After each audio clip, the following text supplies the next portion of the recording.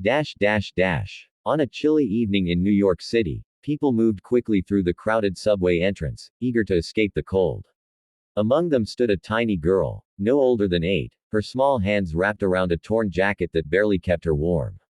Her clothes were dusty, her hair uncombed, but her eyes held a quiet strength that made anyone who looked closely pause. She watched the crowd with a mixture of fear and hope, gathering the courage to approach someone, anyone, who might help her. Alone in the biggest city in America, she felt invisible, yet desperate for kindness. As the rush hour noise began to fade, she noticed a middle-aged vendor preparing to close his food cart. He wiped the counter, counting the last of his earnings before locking it up. Summoning her courage, she stepped forward, her voice trembling. "Sir, if I sing well, will you give me food?" The vendor turned, surprised not by her question but by the softness in her tone. He could see the hunger in her eyes, the way her small fingers clutched her empty stomach. Something inside him softened instantly. Without hesitation, he nodded gently. "Sing, little one," he said, stepping back and giving her space. The girl looked around nervously as people passed, unaware of the moment about to unfold.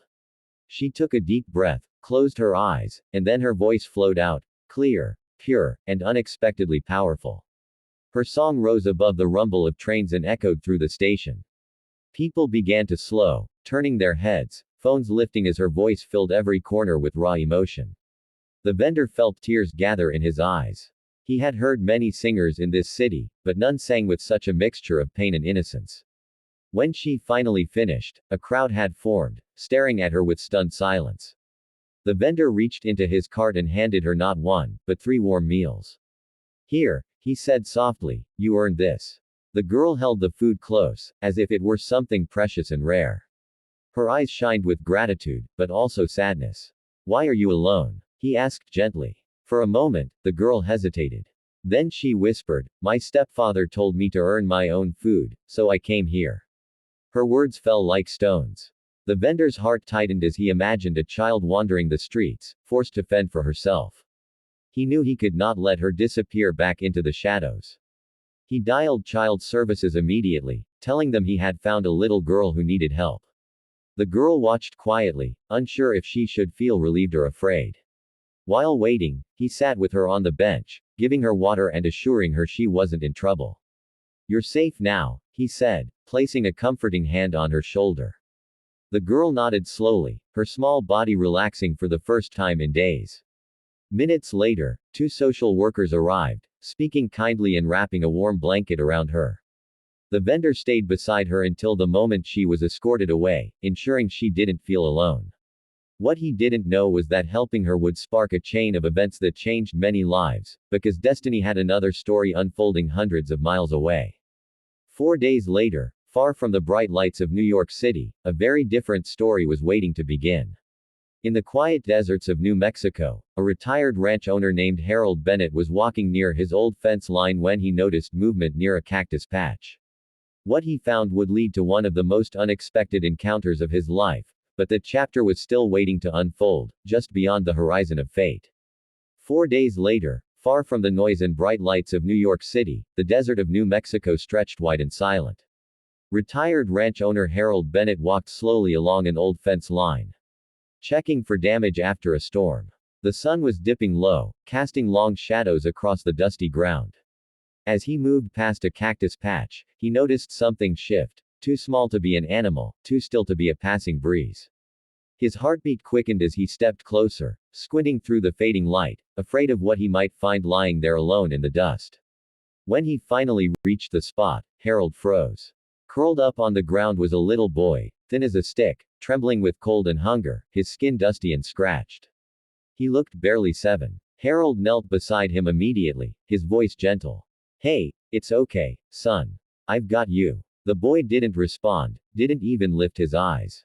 Harold lifted him carefully, shocked by how weightless he felt, and carried him back toward the ranch house. As he walked, he felt an unfamiliar panic rising inside him, fearful for the boy's life.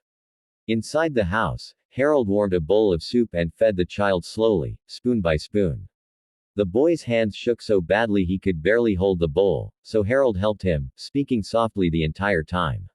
He laid a blanket across the small frame and set up a cot beside the fireplace.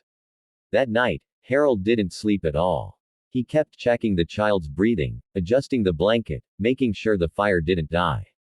The boy never said a word, only watched Harold with wide, silent eyes that held stories he could not yet speak. The days passed quietly. Harold tried everything: books, toys, gentle questions, but the boy remained silent. Still, he stayed close to Harold's side, following him around the house like a shadow.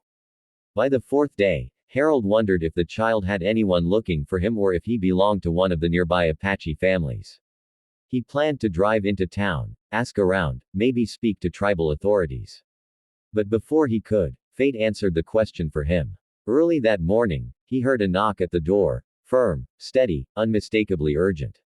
Harold opened the door and felt his breath leave him. Standing on his front porch were three Apache women, wrapped in traditional shawls embroidered with symbols Harold recognized from local tribal gatherings. Their expressions were calm but unreadable. Behind them stood the same boy, no longer shaking, no longer weak.